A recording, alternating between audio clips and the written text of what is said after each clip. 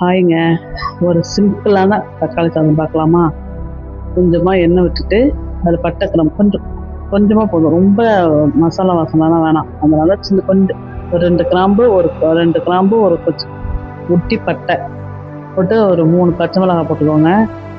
போட்டுட்டு அதில் வெங்காயத்தை போட்டு நல்லா வதக்கிடுங்க. நல்லா வதக்குறப்பயே கொஞ்சம் சால்ட் போட்டு வதக்குனீங்கன்னா கொஞ்சம் சீக்கிரமாக வதங்கிடும். நல்லா வதக்கிட்டு கொஞ்சம் ப்ரௌனாக ஆகிறவன கொஞ்சம் ஒரு ஸ்பூன் இஞ்சி பூண்டு பேஸ்ட் போடுங்க.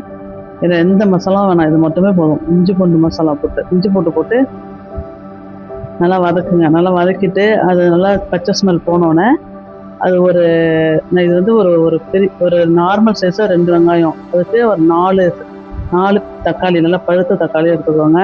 ஒரு 4 தக்காளி நல்லா வதக்குங்க. நல்லா அரைச்சி ஊற்றுறத விட அது எப்படி வதக்குனா அது ஒரு டேஸ்ட்டு கொடுக்குது.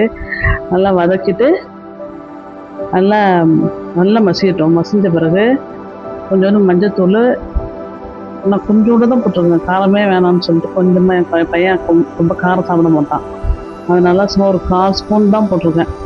வெறும் குழம்பு மிளகாத்தூள் தான் போட்டோம், வேறு ஒன்றும் போடல. போட்டு நல்லா வதக்கிட்டு அதில் நான் வந்து ஒரு டம்ளர், ஒரு 1/4 படி இருக்கும், இந்த டம்ளரால் ஒரு டம்ளர் அந்த அரிசியை போட்டுட்டு அதுமாரி அதுக்கேற்ற மாதிரி 2 டம்ளர் தண்ணி ஊற்றிருக்கேன்.